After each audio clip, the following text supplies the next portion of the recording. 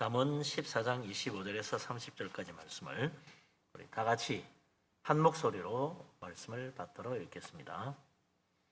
진실한 정의는 사람의 생명을 구원하여도 거짓말을 뱉는 사람은 속이느니라. 여호와를 경외하는 자에게는 견고한 의뢰가 있나니 그 자녀들에게 피난처가 있으리라. 여호와를 경외하는 것은 생명의 셈이니 사망의 그물에서 벗어나게 하느니라. 백성이 많은 것은 왕의 영광이요 백성이 적은 것은 죽군 자의 패망이니라. 노하기를 더디하는 자는 크게 명철하여도 마음이 조급한 자는 어리석음을 나타내느니라. 평온한 마음은 육신의 생명이나 시기는 뼈를 썩게 하느니라. 아멘.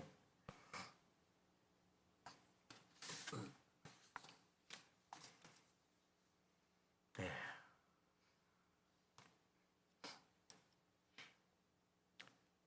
오늘 드디어 코로나 확진자가 하루 만에 10,000명이 넘게 됐죠.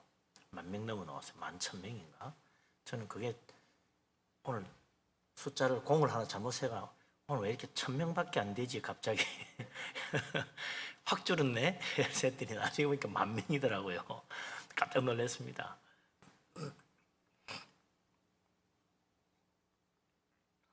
설마 10,000명 넘으려 생각을 하니까 만이라고 숫자를 안 보고 천으로 봤어요. 1,000명 조금 넘었구나. 이상하다. 오늘 확 줄었고 7,000에서 8,000 가더니 갑자기 이렇게 1,000명을 줄어들네. 무슨 일이지? 그랬더니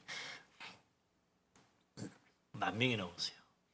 우리나라도 드디어 확진자 10,000명의 때가 왔구나. 네, 이거 참 큰일입니다.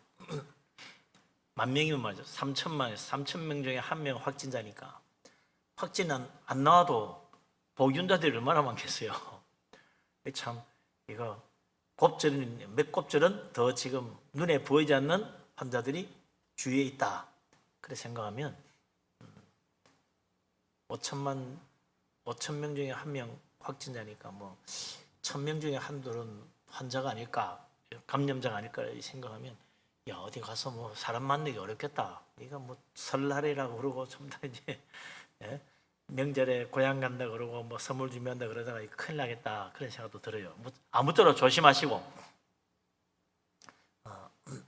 이 설날 명절을 또 무사히 잘 넘겨야 되겠습니다. 특히 몸이 좀 안 좋으신 분들은 외출도 삼가해야 되지 않을까 그런 생각도 들어요.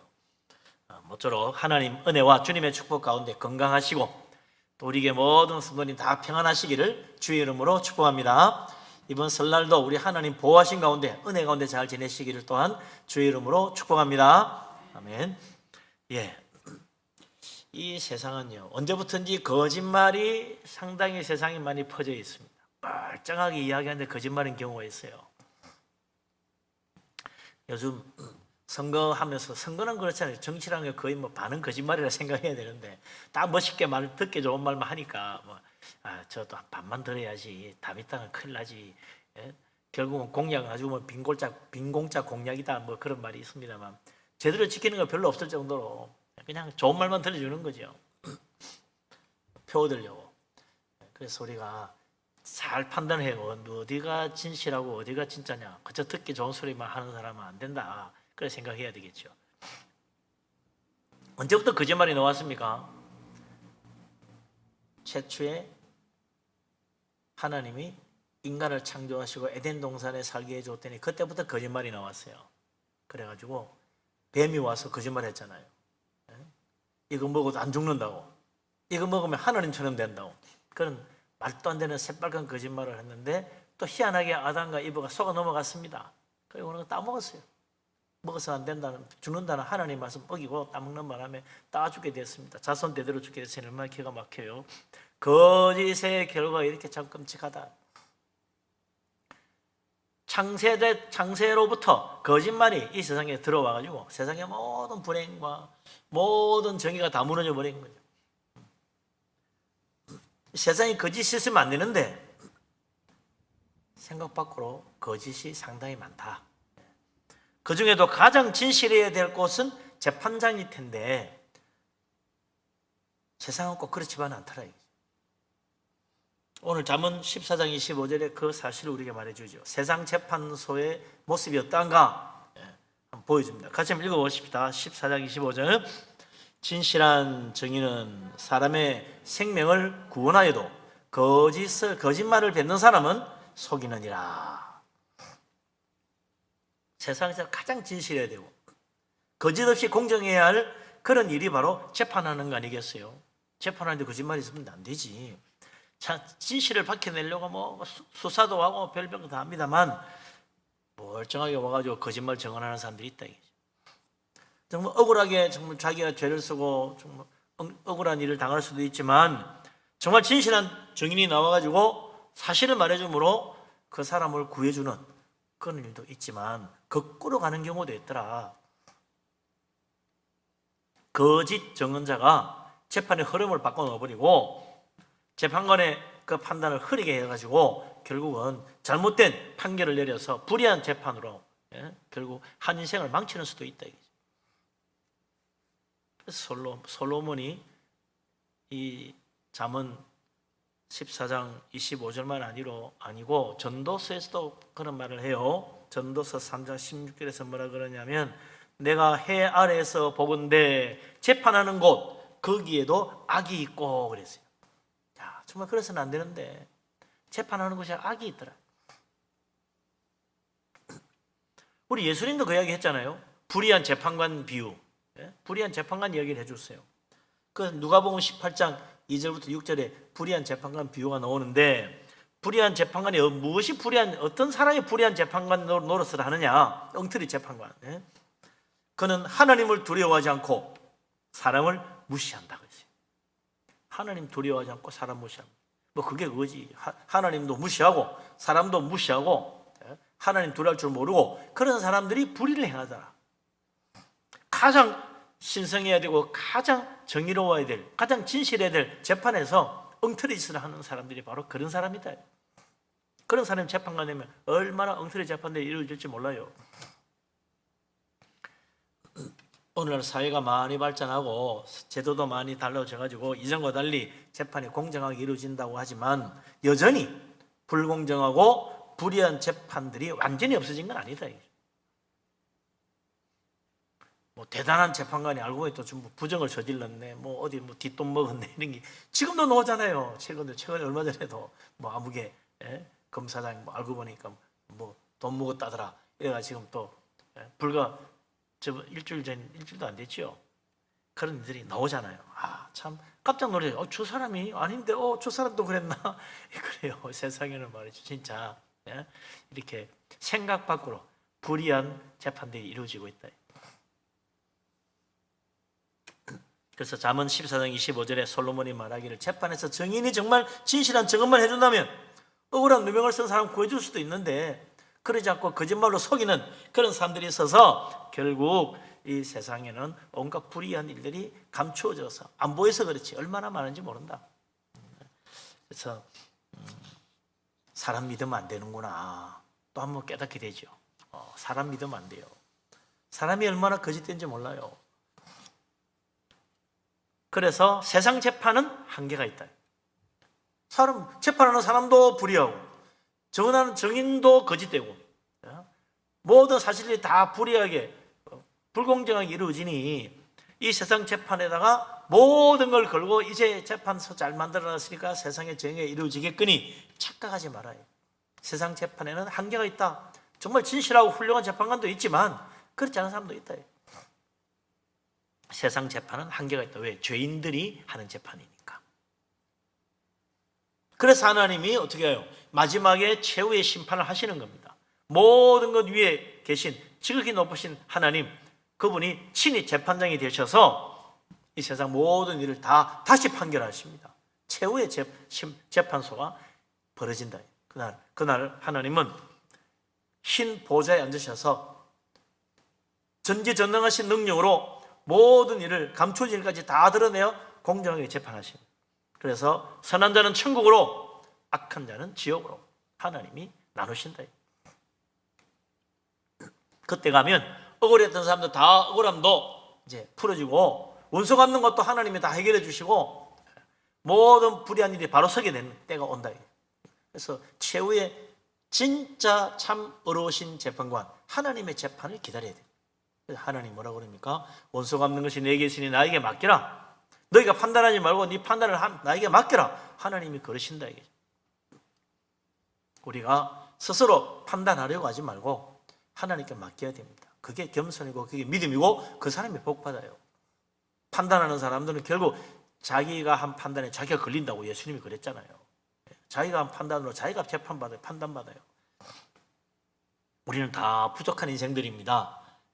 진실하신 하나님, 지극히 어려우신 하나님, 모든 것을 아시는 그 하나님께 맡기고 믿음으로 살아가는 사람, 우리 하나님이 마지막에 다 갚아주시는 놀라운 축복을 베풀어 주실 것이다. 우리 참으로 어려우신 하나님, 진정한 재판장이신 하나님을 바라보고 믿음으로 살아가자. 정말 그래서 우리 인생이 흔들리지 않고 평안을 얻을 수 있는 그런 복된 사람, 정말 우리 하나님 앞에 축복받는 사람 다 되시기를 주의 이름으로 축복합니다. 아멘. 예, 그 최후의 재판, 그곳에서 최후의 재판을 행하시는 진정한 재판관이신 여호와 하나님, 그분이야말로 가장 진실하고 공의로운 재판관이시다. 그분에게서 가장 지혜로운 판결을 하실 것이고 모든 악한 자 가려내고 모든 죄를 다 드러내시고 반드시 세상을 죄악을 따라 심판하시기 때문에 우리는 그 하나님을 경외해야 된다는 거죠. 불의한 재판관은 특징이 뭡니까? 하나님 두려워하지 않는다고 그랬어요. 그러나 우리가 정말 진실한 사람이라면 하나님 두려워할 줄 알아야 됩니다. 하나님 경외해야 된다. 그래서 하나님 경외하는 자, 하나님께서 복을 주신다. 어떤 복을 받나? 26절, 27절 같이 한번 읽어보죠. 26, 27절 같이 읽겠습니다. 여호와를 경외하는 자에게는 견고한 의뢰가 있나니 그 자녀들에게 피난처가 있으리라. 여호와를 경외하는 것은 생명의 셈이니 사망의 그물에서 벗어나게 하느니라. 아멘.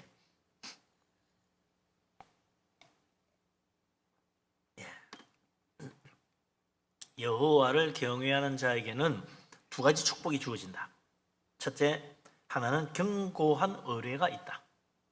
두 번째는 생명의 셈에 이르게 된다. 최고의 축복이죠. 견고한 의뢰라는 게 뭐냐? 견고한 의뢰라는 말은 어떤 원수의 위협에도 흔들리지 않고 어떤 원수의 공격도 막아낼 수 있는 튼튼한 요새, 이게 견고한 의뢰를 말하는 거예요. 아주 튼튼한 요새, 절대로 적이 침범할 수 없는, 아무리 강한 원수라도 막아낼 수 있는 요새, 그게 견고한 의뢰입니다. 아니 나는 그런 요새가 없는데 무슨 요새가 있다는 건가? 하나님 믿고 하나님 경외하는 자에게 무슨 요새가 있다는 거야? 나는 그런 요새 본 적이 없어. 그 요새가 뭐냐? 눈에 보이는 요새가 아니죠. 이사야서 7장 9절에 이사야 선지자가 예언합니다. 이거 한번 읽어볼까요? 이사야서 7장 9절. 이사야서 7장 9절. 이 말씀은요, 사실 이 종교개혁가 마틴 루터가 그 중세 로마 교황의 그 무시무시한 막강한 권세를 두려워하지 않고 진리의 복음을 선포할 수 있었던 가장 그때 루터가 붙잡았던 말씀입니다. 이사야서 7장 9절 같이 읽어보죠. 7장 9절. 에브라임의 머리는 사마리아요, 사마리아의 머리는 르말리아의 아들이니라. 만일 너희가 굳게 믿지 아니하면 너희는 굳게 서지 못하리라 하시니라. 아멘. 에브라임의 왕,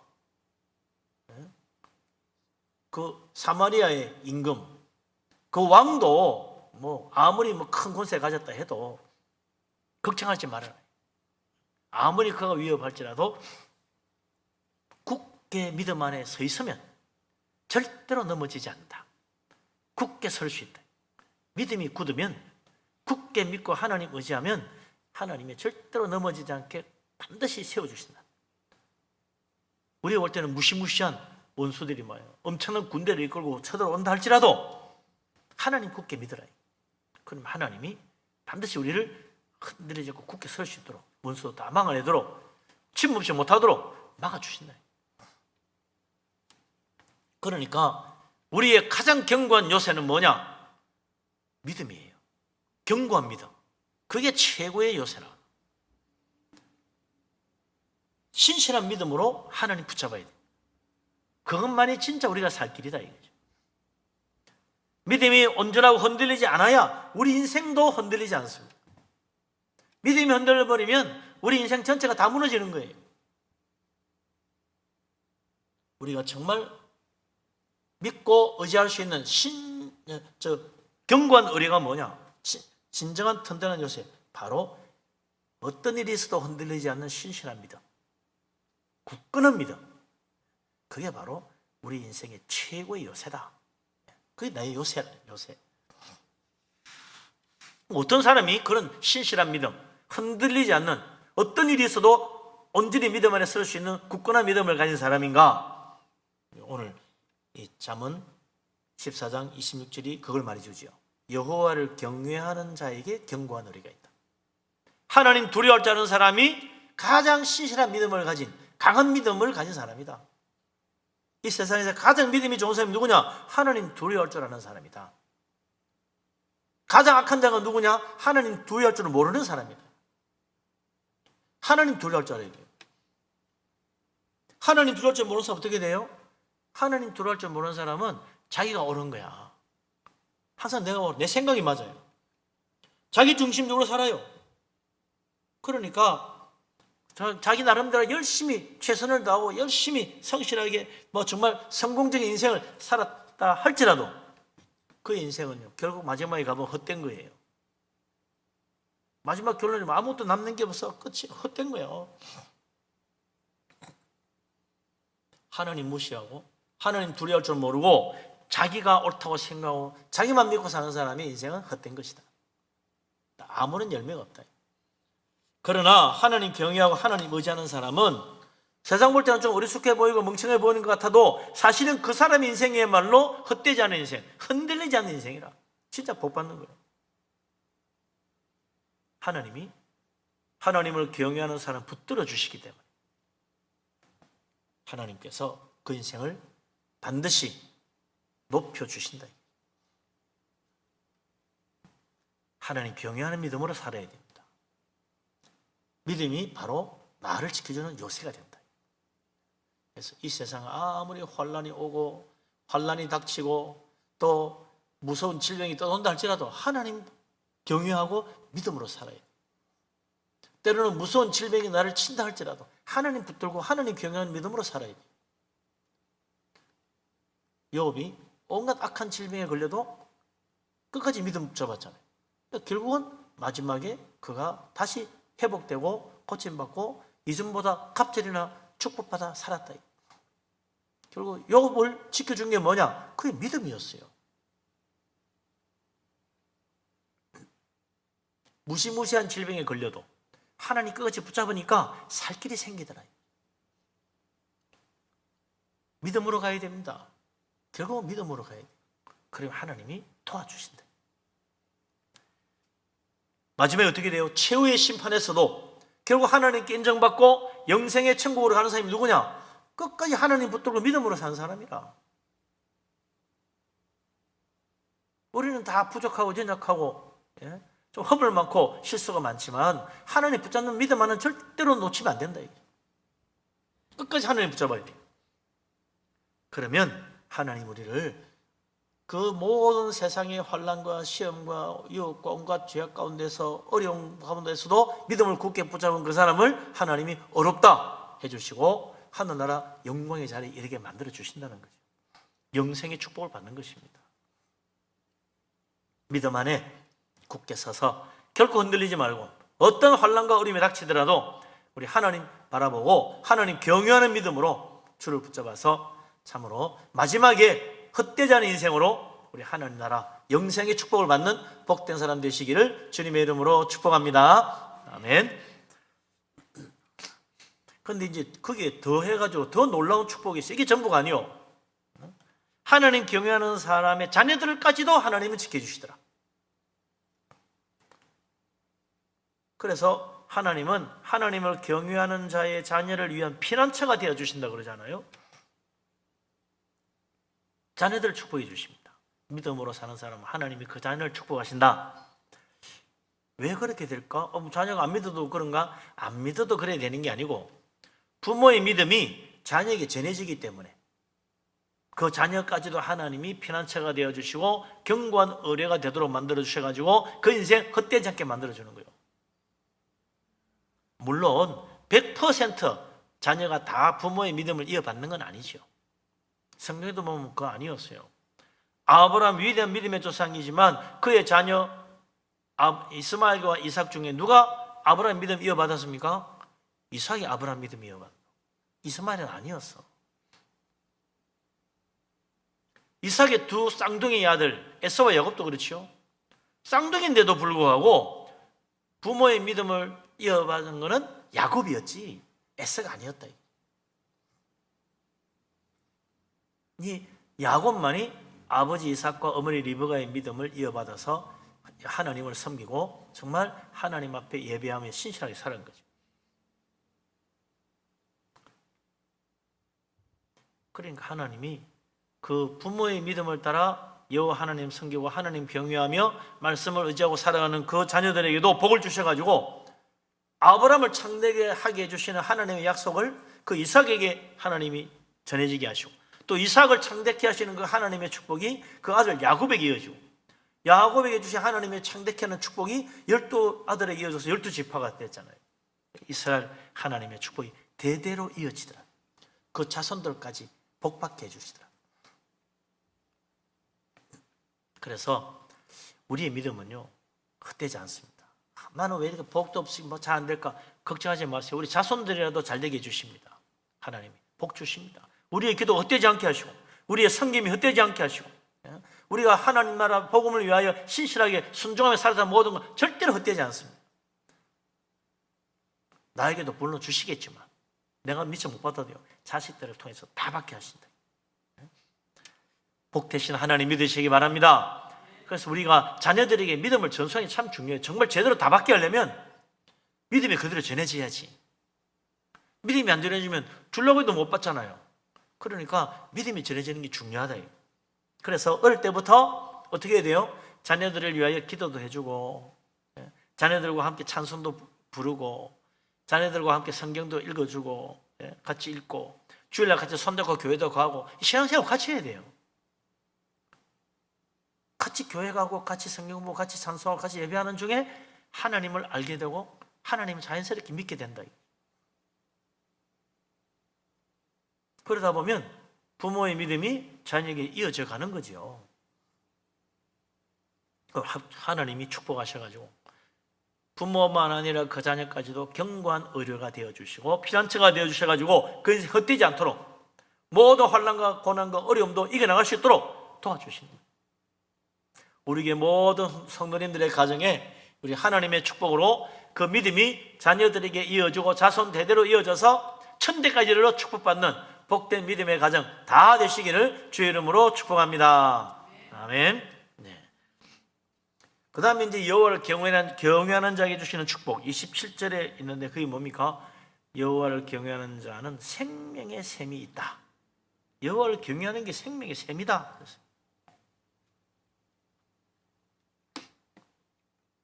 생명의 샘이란 게 뭐냐? 그 말 그대로 생각해보면요, 우리의 삶이 행복해지고 풍요로워지는 거예요. 그게 생명의 샘이지. 이 세상적으로 말하면 우선 육체적으로 건강해야 되지 않겠어요? 생명의 샘을 가진 사람은 건강하게 산다. 뭐 그런 이야기도 들을 수 있고, 생명의 샘을 받은 사람은 하는 일이 다 잘 되고, 생명의 샘을 가진 사람은 마음도 행복하고, 하는 일이 다 형통하다. 그게 생명의 샘을 가진 거예요. 생명의 샘을 가진 사람은 마음속에 염려, 근심, 두려움, 공포, 미움, 원망, 다툼, 불안 이게 사라지는 거예요. 세상 살아가는데 생명의 샘을 얻게 되면 마음속에 염려가 사라지고 두려움이 사라지고 미움과 불안과 다툼이 사라지는 거예요. 대신에 어떻게 됩니까? 생명의 샘이 있는 사람은 속에서 기쁨이 솟아납니다. 나도 모르는 평안이 내 마음을 붙잡아 줍니다. 감사가 넘치게 돼요. 웃음이 나오게 돼요. 마음이 밝아져요. 말 한마디라도 부드럽고 따뜻하게 해준다. 그래서 행복해지는 거예요. 생명의 샘을 가진 사람은 행복하게 사는 겁니다. 도대체 어떤 사람이 그런 생명의 샘을 가지고 행복하게 복된 인생을 누리는가? 딱 한마디로 여호와를 경외하는 자라고 하잖아요. 여호와를 경외하는 자, 하나님 두려워할 줄 아는 사람, 하나님을 신실하게 믿는 그 사람이 바로 이런 복을 받는다. 그러나 하나님 두려워할 줄 모르고 하나님을 섬길 줄 모르는 사람은 세상 염려, 세상 두려움, 세상 근심, 악한 생각들, 미움과 원망과 다툼과 시기와 질투와 온갖 불안이 내 마음속에 떠나지 않아요. 심지어는 우리 예수님 말씀대로 무엇을 먹고 무엇을 입고 무엇을 마실까 그것도 걱정거리라. 그게 걱정거리가 내가 어떻게 살아? 무엇을 먹고 걱정이 되면 어떻게 오늘 뭐 맛있게 먹으면 되지. 먹는 것도 기쁨이요, 마시는 것도 즐거움이 돼야지. 먹는 것도 걱정, 마시는 것도 걱정, 옷 입는 것도 행복이 되네, 옷 입는 것도 불행, 모든 게 걱정거리야. 참 없는 걱정을 만들어서 하는 사람이지. 왜 그러게 되나? 생명의 샘이 없는 사람은 온통 죽음의 그 사망의 그늘에 붙잡힌 인생이 돼가지고 사망의 그물이 자기를 얽어가지고 온갖 두려운 생각, 염려, 근심, 걱정이 꽉 날마다 두려움 속에 사는 거예요. 불안해 사는 거지. 이 모든 건 다 어디서 옵니까? 사탄이 주는 거예요. 사망의 그물에 붙잡힌 사람은 사탄이 그 마음속에 온갖 더러운 귀신들과 악한 죄악으로 그 마음을 흔들어가지고 불안하게 모든 행복은 다 잊어버리고 늘 괴로워하며 살게 만든다. 그러나 하나님을 경외하는 자, 하나님 믿는 자는 하나님께서 그 더러운 귀신 다 내쫓습니다. 성령의 감동하심을 주시니까 하나님 은혜 가운데 이때까지 내가 알지 못했던 말할 수 없는 기쁨과 평안이 생겨나는 거예요. 그 마가복음 5장에 보면 그라세에 귀신 들린 사람이 나오죠. 그 사람은 무덤 사이에서 살았어요. 아니 세상에 사람이 무덤에서 살아. 끔찍하지. 그냥 조용히 살면 또 몰라. 밤낮 소리를 질러대. 거기서만 소리 질러야 되냐? 이 사람이 가만히 있나?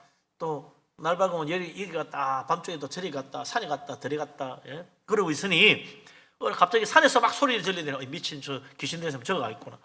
들에서 또 소리를 질러야 돼. 아유 저 미친 사람 저 들에 가 있구나. 어유 저 가면 안 돼. 무서워. 왜? 가보면 말이야 돌로 자기 몸 찢고 있는 거야. 돌로 뭐 피투성이라. 온몸이 피투성이. 끔찍해. 흉악한 몰골이야.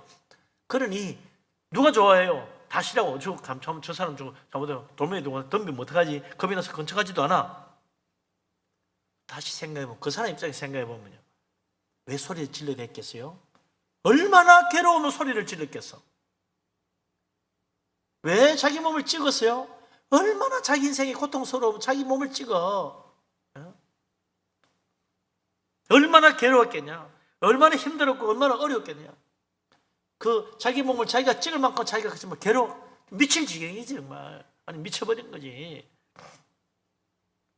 그러니 무서워서 아무도 그 사람 근처도 안 가요. 그런데 어느 날 예수님이 오셨습니다. 그 사람 속에 귀신이 얼마나 많은지 군대 귀신이라. 군대 귀신이라면 우리로 치면 사단급 아니 군단급 좀 되는 그런 군대 귀신이야. 몇만 명이 그 속에 몇만 명 오시면 사람 숫자로 치면 몇만 명이야. 그런 무시무지하게 많은 귀신들이 그 속에 꽉 차 있어. 예수님이 말씀을 내쫓아 버렸어요. 그 귀신들이 무더기로 다 빠져나갔어. 그렇게 되는 게 어떻게 됐어요? 마가복음 5장 15절에 보면 귀신 들렸던 자가 자기 옷을 딱 차려입고 자기가 쥐가 알아서 옷 챙기 입으려도 안 입던 사람이 있는 옷도 다 벗어 던지던 사람이 제정신이 돼가지고 옷을 따줘 정신이 온전해져가지고 예수님 앞에 다 앉아 있는 거야. 왜 앉아 있겠어요? 예수님 말씀 듣는 거지. 예수님이 천국 복음도 들려주실 거 아니에요. 하나님 잘 믿어야 돼. 하나님은 사랑이시고 은혜로우시고 말씀대로 살아야 돼. 이야기해 줄 거 아니에요. 이 사람이 예수님 앞에 얌전하게 앉아서 듣고 있네. 이게 달라졌죠? 귀신이 나가고 무슨 일이 일어난 거예요? 누가복음 11장 20절에 예수님이 이런 말씀을 하십니다. 굉장히 중요한 말씀입니다. 읽어보십시오. 누가복음 11장 20절, 굉장히 중요한 말씀입니다. 누가복음 11장 20절.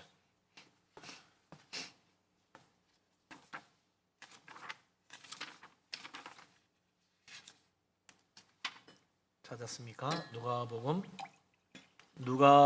11장 20절.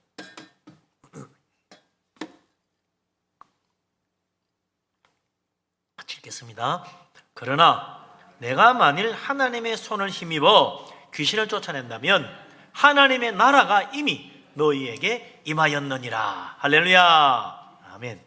예수님께서 그라사의 그 귀신 들린 자 미쳐서 남마다 소리 지르고 돌로 자기 몸을 찍던 이 사람 귀신을 내쫓으니까 정신이 멀쩡해졌어. 옷도 차려입고 가만히 얌전히 앉아서 예수님 말씀도 들어. 어떻게 된 거냐? 그 사람에게 하나님 나라가 임한 것이다. 할렐루야. 야, 놀라운 일이죠. 그전에는 어떠했는데요? 그전에는 귀신에 사로잡혀가지고 지옥을 살아가요. 지옥을. 사탄의 나라, 멸망의 지옥, 사망의 그물에 붙잡혀가지고 교통하고 고통하며 살았어. 그런데 귀신이 나가고 나니까 이제 어떻게 돼요? 하나님 나라가 임하는 거예요. 그러니까 마음이 평안해지지, 기쁨이 생기지, 염려, 두려움 다 사라졌지.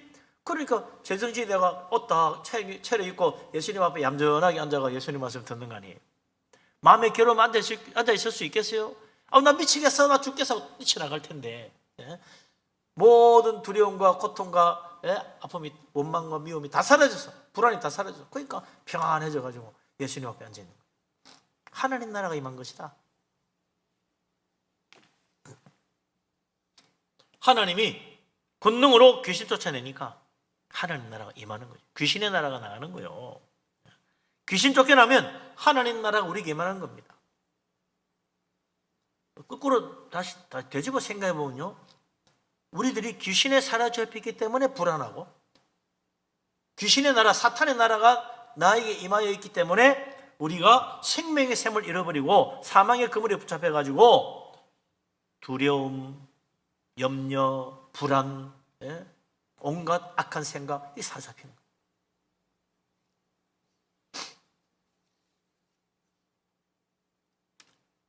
귀신에 사로잡힌 이 세상 사람들 다 하나님 나라는 멀어지고 사탄의 권세 아래 사망의 그물에 붙잡혀 사는 거예요. 날마다 걱정 근심이지 뭐.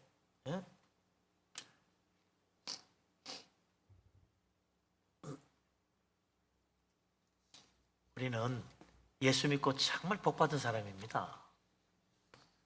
예수 믿고 이제 마귀의 권세에 물러가고 더러운 귀신들이 근처도 오지 못하고 우리는 이제 성령의 안에 하나님의 축복 가운데 살아가니까 생명의 샘, 천국의 축복이 이루어지는 거예요. 그래서 기쁨이 샘솟도록 솟아나고 평강이 강같이 흐르고 날마다 감사 찬양하며 하나님 축복이 은혜가 물붓듯이 부어진다. 사망의 그물에 걸린 자들 생명의 샘으로 인도해야 됩니다. 이 놀라운 축복을 세상 사람은 모르고 살아요. 참 불쌍한 거지.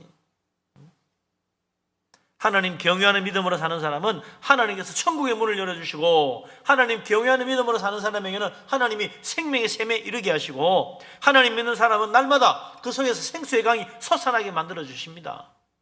예수님 그랬잖아요. 나를 믿는 자는 그 속에서 생수의 강이 흘러나오리라 그랬잖아요. 요한복음 7장 38절 말씀이죠. 하나님 믿는 사람, 생명의 강의 축복, 넘치는 은혜, 한없는 축복 가운데 정말 날마다 찬송과 기쁨이 넘치고 우리 하나님 은혜 가운데 늘 기뻐하며 선한 일에 힘쓰며 하나님 나라 선한 열매를 맺고 이 세상에 정말 복을 나눠줄 수 있는 생명의 빛을 전하는 축복의 사람 다 될 수 있기를 주의 이름으로 축원합니다. 아멘. 이뿐만 아니라 하나님 경외하는 자에게 주시는 하나님 축복의 역사, 생명의 샘을 얻은 자들이 누리는 놀라운 복들이 그 밖에도 많다. 그 두 가지만 아니라 많다. 그 중에 이제 여기 28절, 29절, 30절 세 가지가 나왔는데요. 28, 29, 30 같이 한번 읽어봅시다. 백성이 많은 것은 왕의 영광이요 백성이 적은 것은 죽군 자의 패망이니라. 노하기를 더디하는 자는 크게 명철하여도 마음이 조급한 자는 어리석음을 나타내느니라. 평온한 마음은 육신의 생명이나 시기는 뼈를 썩게 하느니라. 아멘. 첫 번째 말씀은 뭐냐? 번성의 축복입니다. 번성의 축복. 하나님이 아브라함을 축복하시고 어떻게 했어요? 네 자손이 하늘의 별처럼 바다의 모래처럼 번성할 것이다. 이 하나님 주신 축복이에요. 하나님 경외하는 자에게 주신 하나님의 축복. 나라도 마찬가지. 나라도 백성이 많아져야 나라가 강해지지. 백성이 적어지면 나라가 망한다. 가만 놔둬도 저절로 망해요. 나라 백성이 없는데 어떻게 나라가 설 수 있나? 백성이 많아야지. 요즘 우리나라가 인구가 줄어드는데 걱정하잖아요. 이대로 가면 저절로 우리나라 망한다. 뭐 전쟁할 것도 없어. 인구가 줄면 나라가 저절로 망하는 거지. 자식을 낳아야 되는데 요즘 젊은 사람들이 자식을 안 낳아. 내 편하자고. 참 이 문제지요. 내 편하자고 자식을 안 낳는 거야. 자녀 키우는 게 얼마나 또 그게 행복인데 하나님이 자녀를 낳으면서 행복하도록 하나님 만들어 주셨는데 그 행복을 몰라. 자기만을 위한, 자기 적심, 자기 욕심, 자기만을 위한, 그게 자기 이주의죠. 거기에 빠져가지고 하나님이 번성의 축복, 자녀를 낳고 번성케 하는 축복을 멋을 모르는 거예요. 그걸 귀찮게 생각하고 짐으로 생각하는 거지. 하나님 그걸 복이라고 하는데 사람들 그걸 짐이라고 생각해요. 얼마나 큰 거. 이게 왜 그래 됐어요? 그게 사탄의 역사입니다. 하나님의 축복을 짐과 저주로 만들어버리는 거. 그게 사탄의 역사지. 그러나 하나님의 은혜를 받고 축복받는 사람은 하나님의 말씀을 깨달아야 돼요. 번성케 하는 게 하나님의 복이구나. 자녀가 바로 하나님의 축복의 셈이구나 깨달아야죠. 나라의 축복도 번성이 있다. 하나님 나라가 잘되게 하시려면 번성케 하십니다. 그 나라가 점점 멸망해 가려면 백성이 적어지게 되는 거지. 인구가 줄어들고 사람이 드물어지고 점점 망하는 거죠. 하나님 아브라함을 축복하셔가지고 창대케 해주시는 그 축복. 그건 세상 재물만 창대해지는 게 아니고 자손들까지 창대하게 만들어주는 것이다. 우리 교회 모든 성도님들은 번성의 축복 받으시기 바랍니다. 아멘. 여호와를 경외하는 사람, 그뿐만 아니라 노하기를 더디하는 자가 되고 평온한 마음이 생겨요. 마음이 평온해지면 노하기를 더디하는 거예요. 화잘 내는 사람 절대로 복 못 받아요. 화잘 내는 사람 절대 성공 못 해요. 화내고 나면 나중에 주소 담지를 못 해. 화를 내면 안 돼. 우리 하나님 특징이 뭐냐? 노하기를 더디하시는 분. 우리 성경에 보면 하나님 막 진노하시는 것 같지만 안 그래요. 하나님은 참으시고 인내하시고 기다리시고 노하기를 더디하는 분이라. 하나님이 진노하셨다. 참다 폭발한 거지. 그럼 몇백 년 기다리다 하나님 진노하지 그냥 어제 하루 참고는 화내시는 분이 아니라 우리는 하루만 참기도 힘들죠. 노하기를 더디하는 곳에 명철이 있다. 노하기를 더디하는 그 하나님에게는 지혜가 있는 거죠. 그래서 사람도 분노하지 않고 화를 내는 걸 자제를 잘하면 지혜를 얻는 거예요. 그럼 생각해보면 아무튼 답이 나오는 거죠. 마음이 조급해지는 사람, 어리석은 사람, 마음이 조급하면 화부터 나는 거죠.